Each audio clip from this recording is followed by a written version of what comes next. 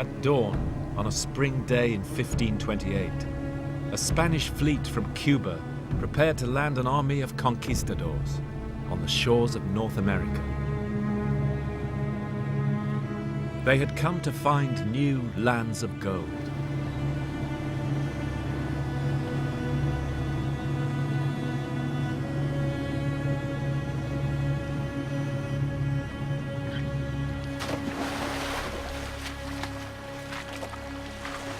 Thursday, the 14th of April, 1528, when they came ashore. The beginning of the most disastrous of all the expeditions of the conquistadors, and yet one of the great epic stories in the history of the Americas.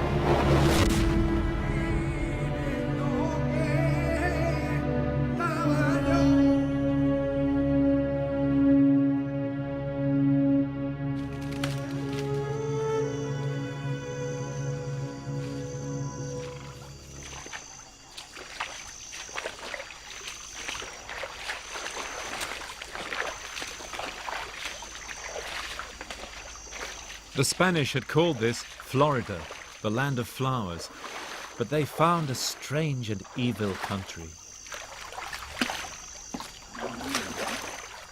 That summer, over 300 conquistadors struggled through these swamps.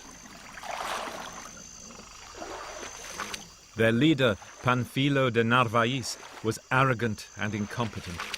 They had no interpreters. Their food supplies ran out.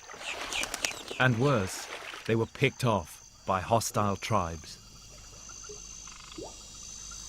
The last survivors of those native peoples are still here, the Seminole. They have fiercely defended their independence ever since. So you were the only Native American people within the USA who never submitted? Right. Only tribe to never sign a treaty of submission. The elements of Florida, a very, very good ally. The elements of Florida are a very good ally. Right. Snakes and alligators, Europeans worried more about them. Again, these people had no knowledge of Florida.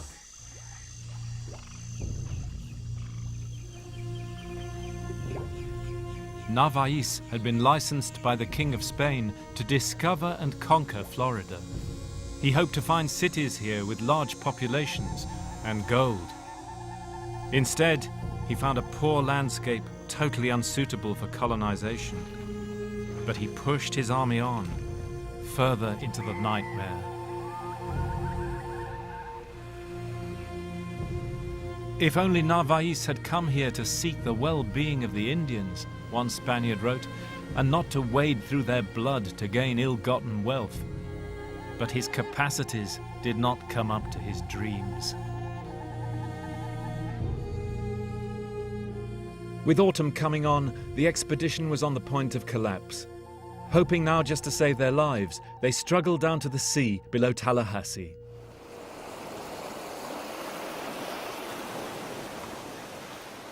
But there was no sign of their ships.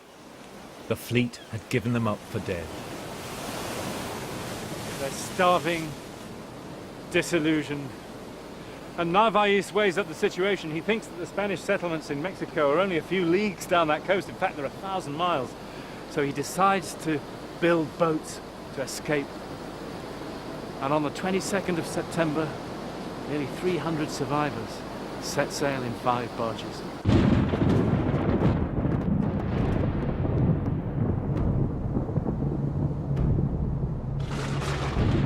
In terrible weather, they tried to sail across the Gulf of Mexico, past the Mississippi. Narvaez himself was never seen again.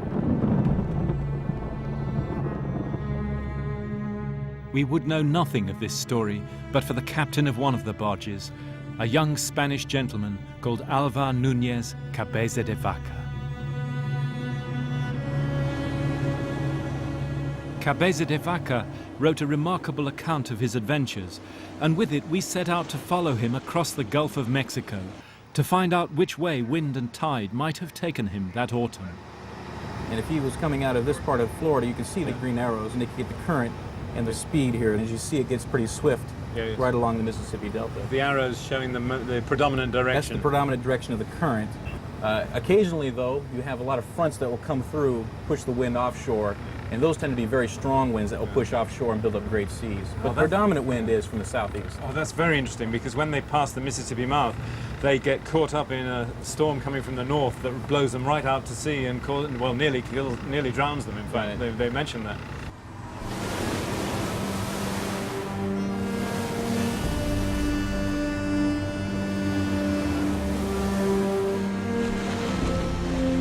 In the end, says Cabeza de Vaca, we commended ourselves to God and the dangers of the sea. And there was not a man among us who did not think that death was certain.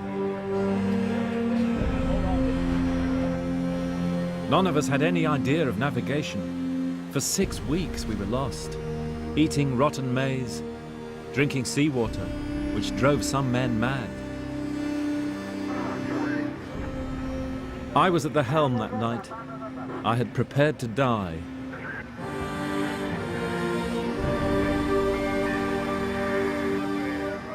And then, in the darkness, we heard breakers. We were near land. It was the 6th of November, 1528.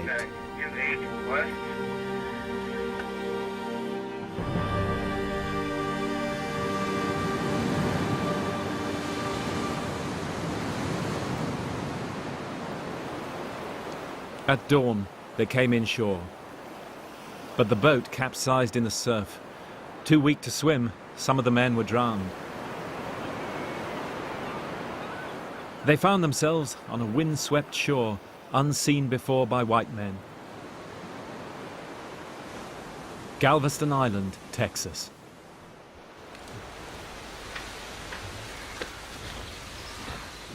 How far up do you think they went? Given how weak he was, I don't think he could probably went much further than you're going. One of them climbed an oak tree to see where they were. I can see it! I can see the bay! Yeah. I think they guessed the island was about half a league wide, maybe a mile and a half or so. That would be about right, would it? At the widest point. Yeah. And then they could actually, on a good clear day like today, see the mainland across the bay. And you recognize that you're on an island. But the island was inhabited by Caranqua Indians. They were hunter-gatherers, and they only came here during the fall. They usually left at the end of February and the beginning of March in the spring, and would return to the mainland. Yeah. And but this was their kind of, you might call their winter residence, like the New Yorkers go to Florida. We had expected to be sacrificed, says Cabeza de Vaca. But when the Indians saw our misery, they sat down with us and began to weep too. Those uncivilized, savage men were sorry for us, and they shared what little food they had. You look at all these great expeditions of the conquistadors and the terrible events that happened through the New World, Cortez and Pizarro and everything else, and here is a story where the man begins here on this spot to become the other, doesn't he? Exactly. And it's the Indians who give him the first clue to this transformation, isn't it? They cry for him, and he realizes the common humanity. Don't you think? They saw people destitute, in pain. They were moved by compassion to help them and aid them in the process. And so they saved Cabeza de Vaca to their own detriment. They were exterminated. They were exterminated. Yeah. The Caranquas began to die of European diseases that same winter. They vanished for good in the course of the 18th century. But they kept Cabeza de Vaca alive with the food of the island. That's razor sharp.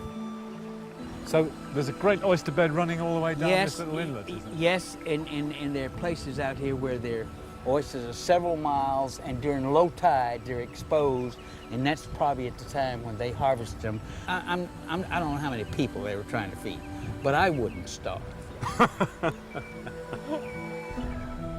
The expedition had been scattered to the winds.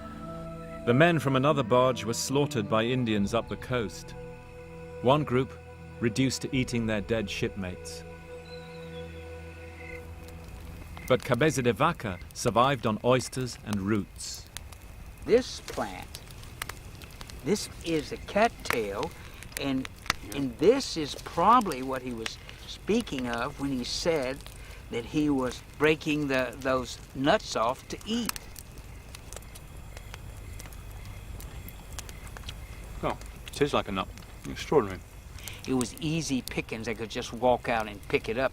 And there are acres and acres of oysters that are exposed at low tide. But of the 300 men who left Florida, only 4 would survive. Please do not walk or stand in front of any vehicle while the vessel is approaching the landing. The Caranquas were nomadic. In the spring, they crossed over to the mainland, and they took Cabeza de Vaca with them. They had thought him a superior man, but with no skills, he was an extra mouth to feed, and he became their slave. He was brutally treated, but they kept him alive. After 5 or 6 years of that life, Cabeza de Vaca decided he'd had enough. It was time to escape. Not out to sea, but into the interior. The interior of Texas at that time was completely unknown to the outside world. But during those years, Cabeza de Vaca had got to know many of the nomadic tribes who lived inland. Some of them he describes for the first time: Caltechans, Tonkawas, Atacapan. But that was not all. He had also discovered that one of the coastal tribes had sheltered 3 other survivors of the shipwreck who were still alive. They met up and made their break for freedom.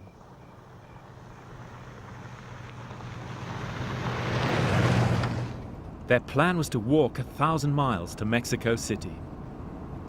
They couldn't go south because of hostile tribes, so they decided to walk to the Pacific. But which way?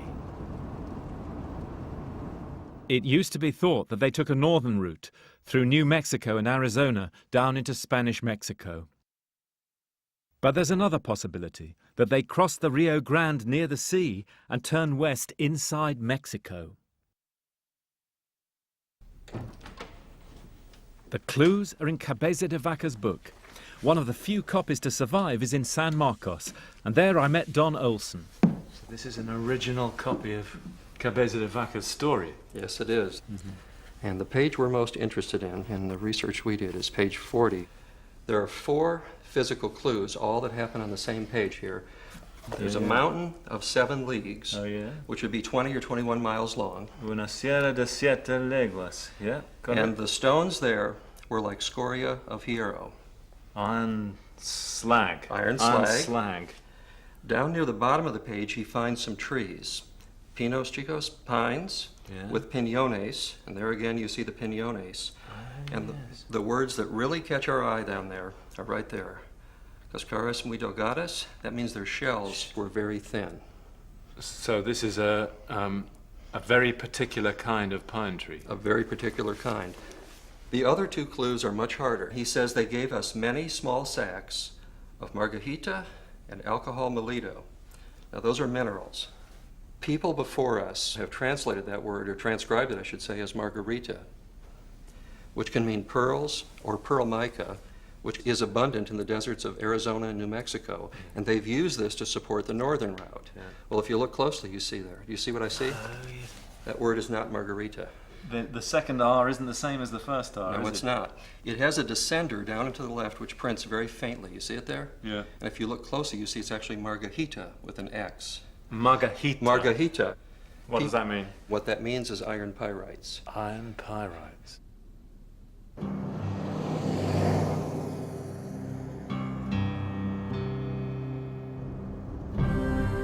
So the Spaniards walked into a land rich in minerals. To follow them, we crossed the Rio Grande. and entered the desolate landscape of northern Mexico.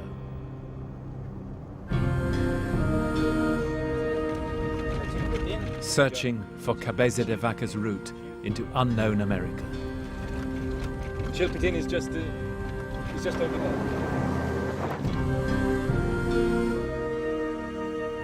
Atravesamos una sierra de 7 leguas.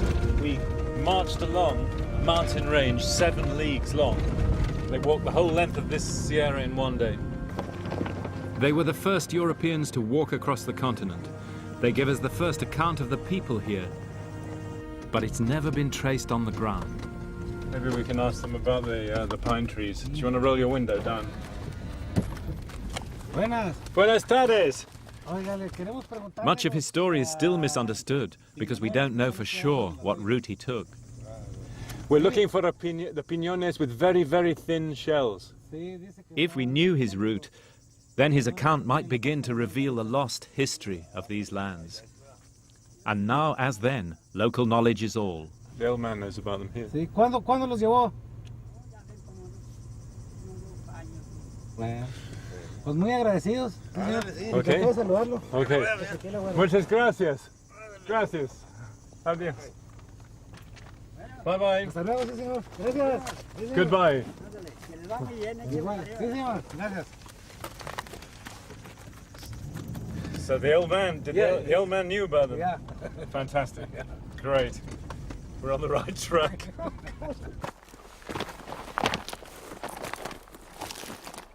The old herder had sent us on to a dried-up riverbed, and there were the pine trees. So this is one of them. Yeah. Great. It's amazing to think the paper shell piñon was only identified by science in 1979, and how easy to imagine the Spaniards feasting on the kernels. There's still some on the floor. Yeah, still some. It was the best food they'd had for days. This year was not a good season. Yeah? Yeah. When they're still green, he says, you just grind them up, make a ball, and eat them. If they're dry, eat them with the shells too. Huh? You see how thin it is? That's what Cabeza de Vaca is talking about. That's what the Indians here used as food, along with the nopal cacti that we passed on the way.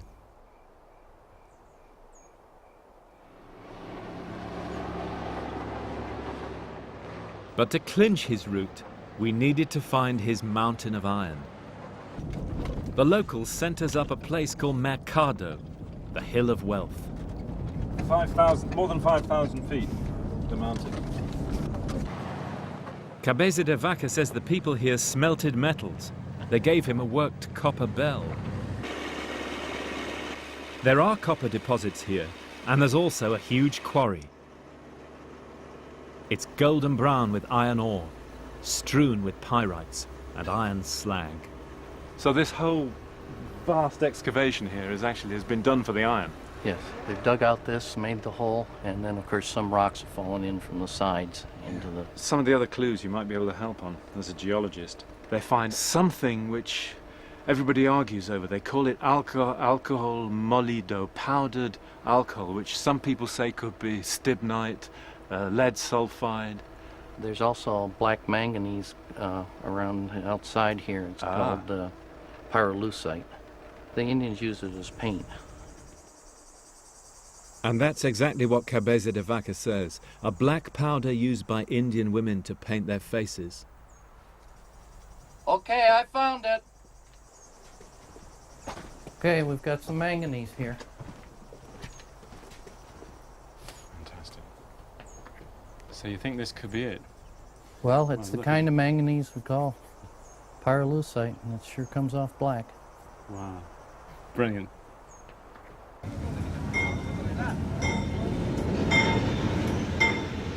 I left Monclova feeling sure Cabeza de Vaca had come this way. He wasn't moving through the nomadic peoples of central Texas. He was among the settled communities here in North Mexico. People who lived in houses, worked metals, and had long-distance trade. The ancestors of today's people.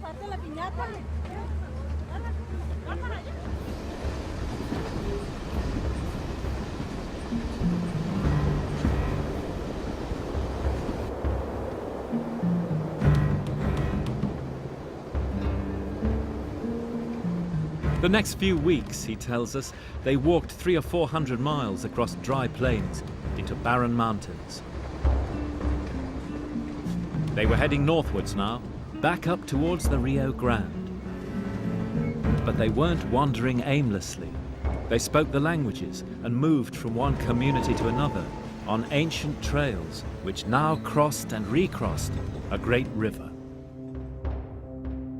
These trails are marked on US military maps from the 1850s. One of them was called the Great Comanche Trail. Going back down into Mexico, it met the Rio Grande at the Grand Indian Crossing.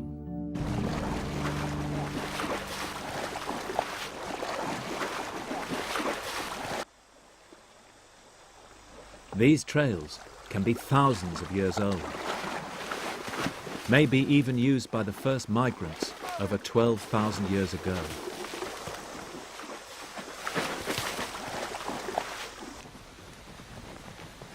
We took an expert guide with us, Linda Walker, and Texan archaeologist Bob Maloof.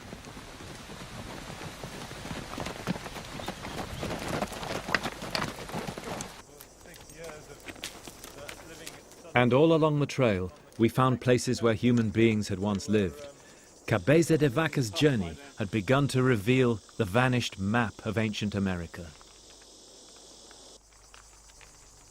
You can see the shelter part, and it probably ran farther out as it... This is one of the better pictograph sites that we come up to. You can see that they're all over this panel. Oh, those are beautiful pictographs. Those late prehistoric pictographs. What's late prehistoric then? 500 AD to as late as 1550. We're about Cabeza de Vaca's time. Oh, really? We could still make out the finger marks of the artists. What are they depicting down? This looks like something with legs, doesn't it? They're difficult or impossible as a rule to interpret accurately, although a lot of people try. So could any of these be religious in significance? We can probably assume that they practice certain kinds of shamanistic religion, certainly with healers and this sort of thing. This was the kind of religion that Cabeza de Vaca and his friends encountered along this route. Yeah. And they thought Cabeza de Vaca was a shaman. I mean, they went to him to heal, to become healed, and they would go to him just like people would go to a medical doctor today. And it's possible that could have saved their lives. Yeah. What's the lifestyle of these people? Well, they're hard. There wouldn't have been great hospitality at the table in the evening. Yeah, well, yes, we have hard archaeological evidence for the fact that they actually were eating just about anything they could get their hands on.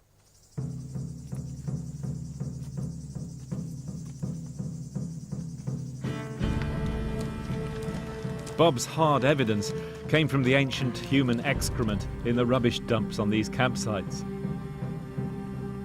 When Cabeza de Vaca said they were eating worms and spiders, he wasn't telling lies. The Spanish gentleman was tasting the life most humans had lived since the Stone Age.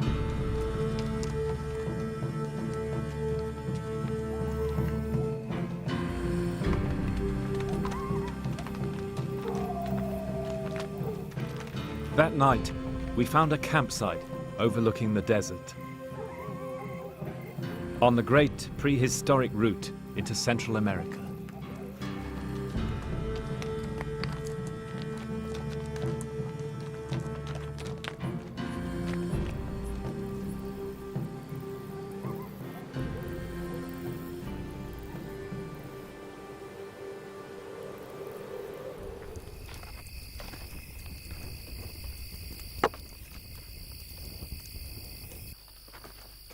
The place was an abandoned Indian settlement.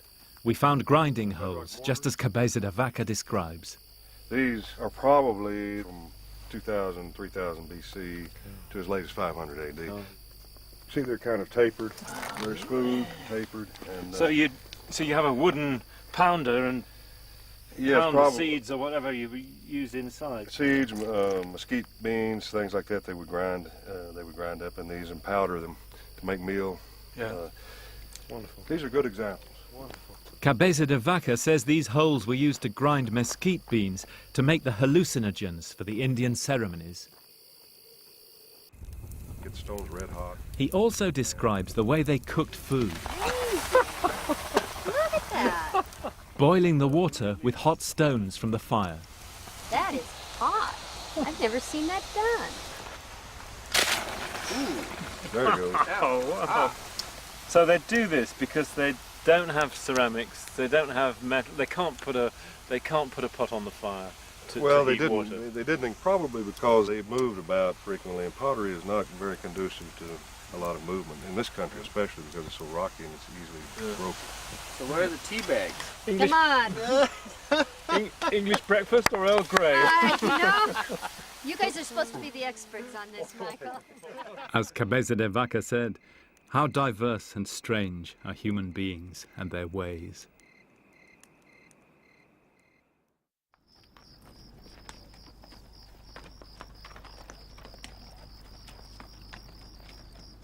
The four men had now reached the very middle of the continent. But did they still feel like conquistadors? Did Cabeza de Vaca, the gentleman, he had the chance to see this world before it was destroyed by the conquistadors and exploiters who followed.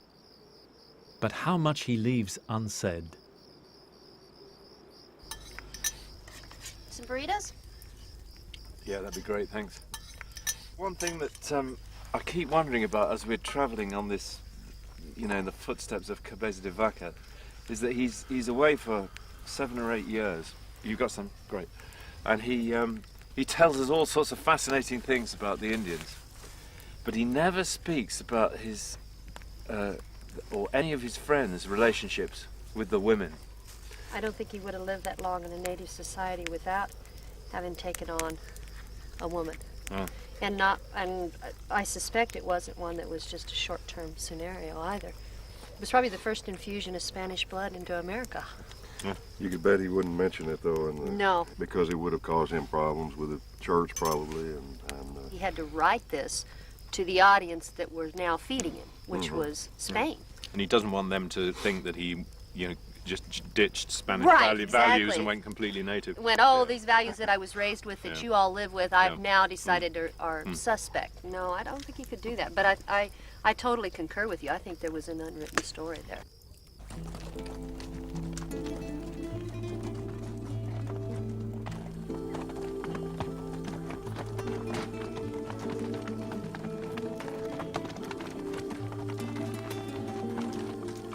And so they continued, following the sun, across the ridges of the Sierra Madre.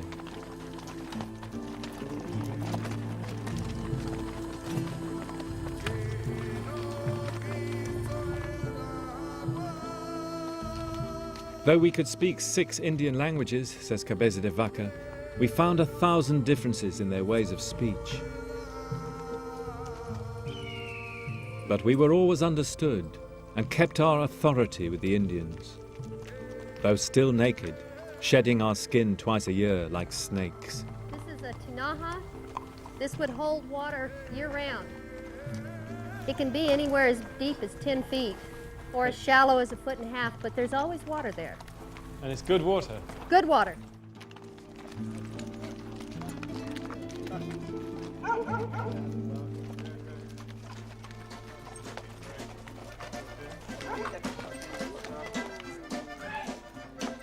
And we finally reached the little town of San Carlos. Enrique. Hi, how are you? Good to see you. Great. We finally made it. Michael, did you want a beer? I'd love one, thanks, yeah.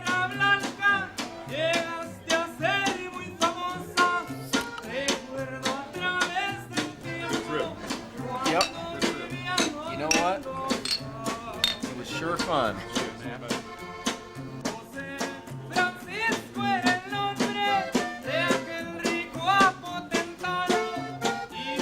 It had been fun, but it had also told us more about Cabeza de Vaca and the man he was becoming. Something has happened to him. He has been transformed somehow. That he is no longer neither an Indian and he is no longer a Spaniard and a Christian, that he is a new man. You speak of him as a man situated in between those two cultures. I suppose, in a sense, he's the first modern man, then, in a way, is he, do you think? He had learned something that very few Spaniards knew, is that the Indians were human beings. And many in Spain didn't want human beings at that time. They wanted slaves.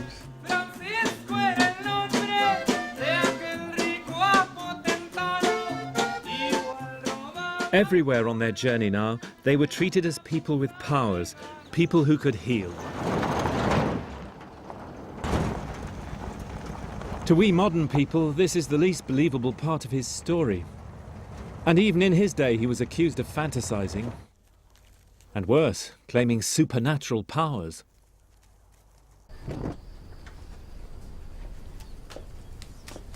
The Indian healers do their cures like this, he says, by blowing on the sick person and then using their hands to cast the illness out.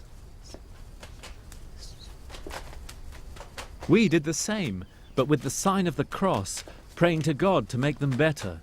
And he did.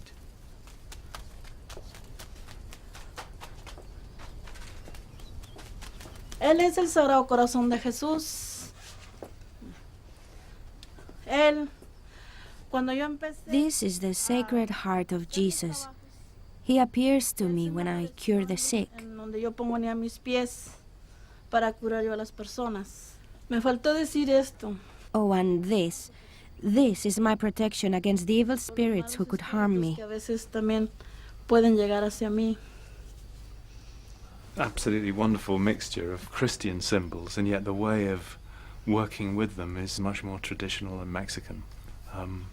It touches back to what was the religion of the whole of the Americas in ancient times, the sort of shamanistic religion. And in a sense, Cabeza de Vaca is the first person to try and cross the boundary between the two and use them both.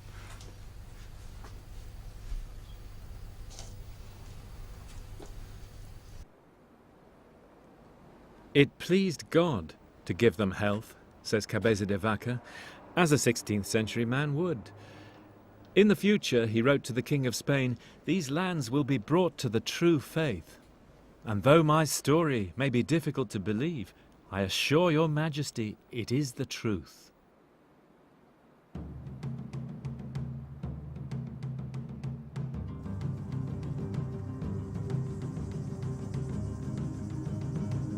And however we might explain it, thousands of Indians clung to them now, asking for their blessings, walking with them through the wilderness.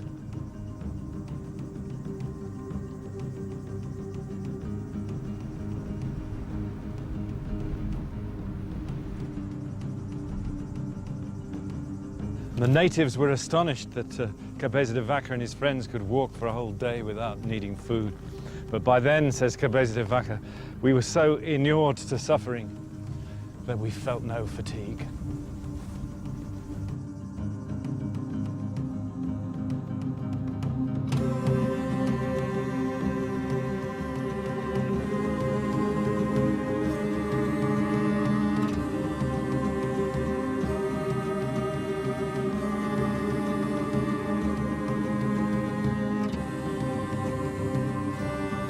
Their guides now led them towards another great native trade route across the Americas, the Shell Trail, which came down from the pueblos of Arizona and New Mexico all the way to the Pacific.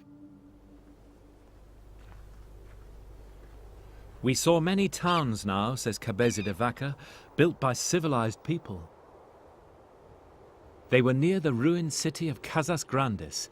This astonishing place was once a center of the shell trade.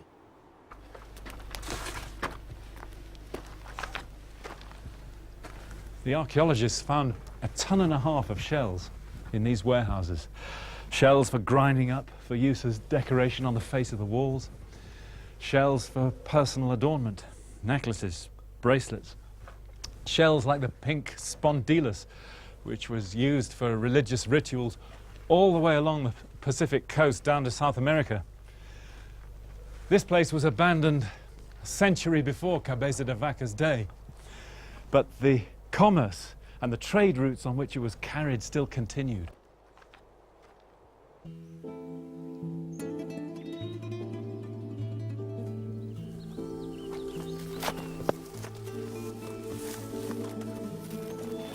Winter was coming on now as they climbed out of the plains.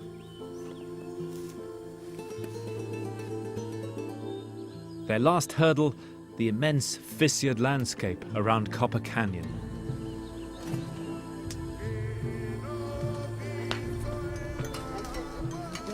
One of the biggest native groups in the Americas still lives here, the Tarahumara. The people here are the most open and intelligent folk I met, says Cabeza de Vaca.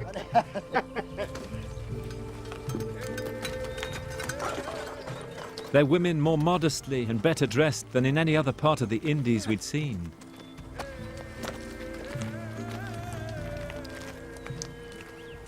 The Tarahumara are descendants of the peoples who once spread all over the high plains of northern Mexico. They have borrowed from the Europeans only a handful of useful things: the violin, the goat, the apple tree, and the metal plowshare.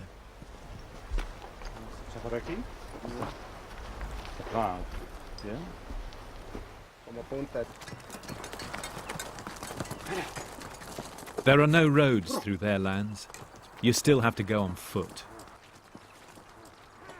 They call themselves the people who walk straight, and they mean in their hearts as well as with their feet.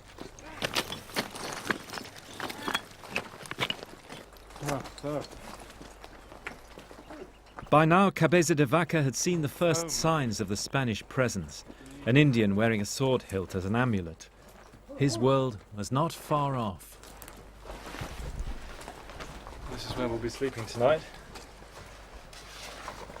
And jolly comfy it looks too.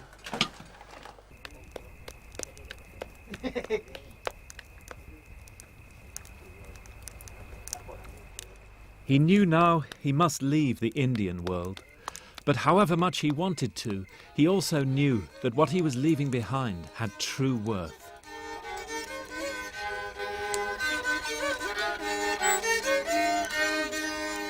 Reading his account, I think that he remained a Christian gentleman. He still believed in the civilizing mission of Spain, but he was no longer a conquistador. If you had to explain to somebody what it is about this life that is so good, what would the things be that they think are so valuable? ¿Qué es lo bueno de la vida aquí en las barrancas? He had understood that the peoples of the Americas were human too. As the Tarahumara would put it, Cabeza de Vaca had learned to walk straight. He said, what's good about life is that there's goat shit. There's goat droppings. And that's good because we put it on the land so that the corn will be born to make tortillas with, and to make pinole with, and to make tesguino with. I said, why do you make tesguino? He says, to have a fiesta, so that you can dance around this special dance they do all night so that God will bring water. And why do you need water? He says, so that the corn will be born. And it goes, there's the circle. And if we kept asking it, it'd go around and around. Fantastic. Pues ya casi no andan de la rama, casi no. They don't walk straight anymore. Casi no. Muy poco. So people like me, we don't walk straight anymore. No, casi no, muy poco siempre. This is not hardly at all, sorry. But how would Cabeza de Vaca use his knowledge on his return?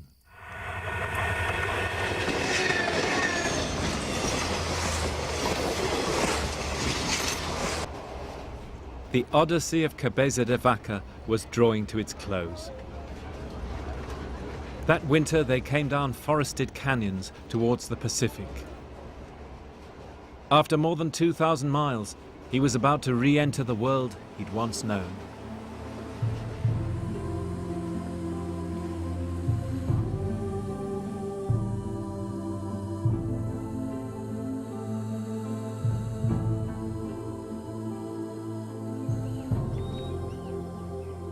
We came down into a wonderful landscape, he says, fertile with rivers, forests and fields.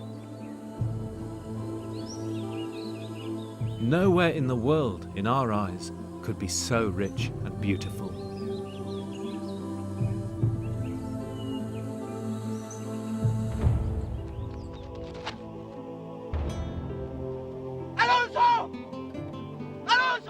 Cabeza de Vaca ran into Spanish slave hunters. It's a moment which has been portrayed in novels and films.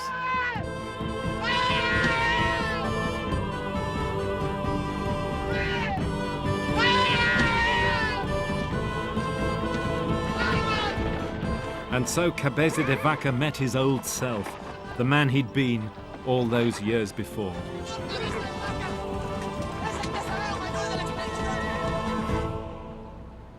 They threatened to enslave his Indian companions and to kill him, but he stood his ground and forced them to let him and his Indians go. And finally, nearly 10 years after he left Cuba, he walked like a ghost into the town of Culiacan, to the astonishment of the local Spanish colonists. They had been the first people to walk across the continent. They'd seen things no outsider had ever seen. But there's no happy ending to his story. When he got back to Spain, he argued for benevolent rule in the Americas. But he was ruined by his enemies, and he died a pauper. His only legacy, the book of his adventures.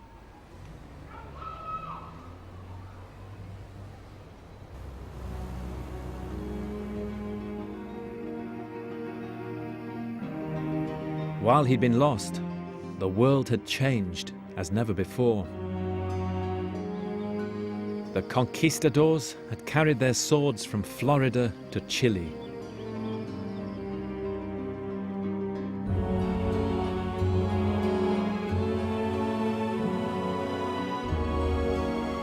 Their bravery and their greed had led them to Lake Titicaca and to the heights of Machu Picchu.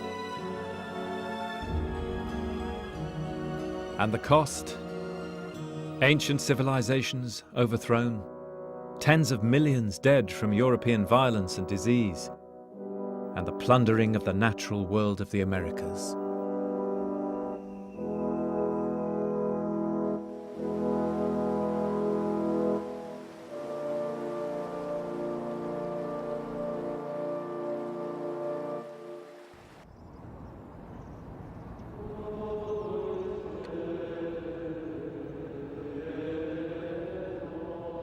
Back in Spain, these events woke the conscience of the age, and people now began to question the justice of conquest.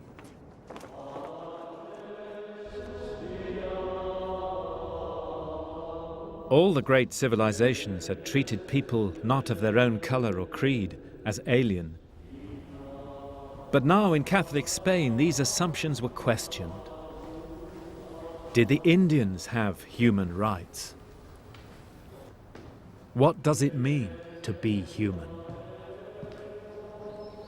In 1550, the King's councillors gathered here in Valladolid to listen to two great figures of the age, the Dominican Las Casas, speaking for the Indians, and the philosopher Sepulveda, for the mission of imperial Spain.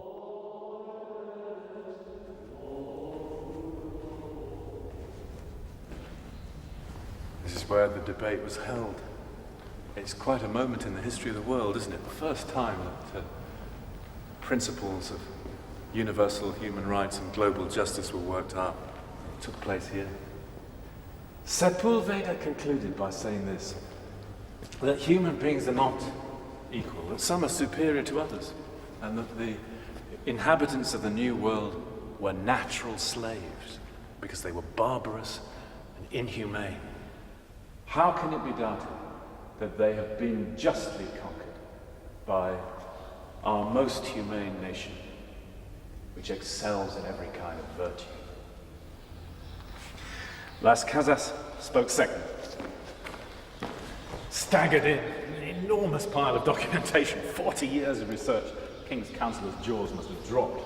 Las must have thought he was going to talk for days, and he did. He talked for 5 days. And the nub of his argument was this, that the conquests in the New World were wrong and had to be stopped, that the only way was peaceful conversion through love and kindness. There's no nation on earth, he said, no matter how savage, cannot attain humane civilization.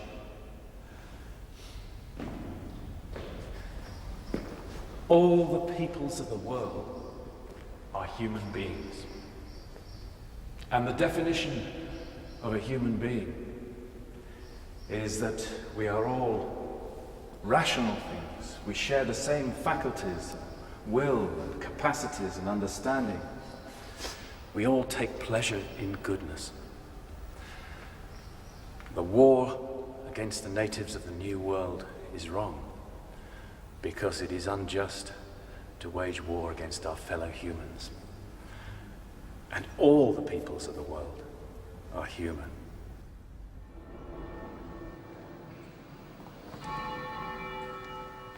The king listened. He ordered a stop to the conquests while the issue was debated further. But he couldn't stop history. On the ground, the conquests continued, driven as ever by the lust for gold.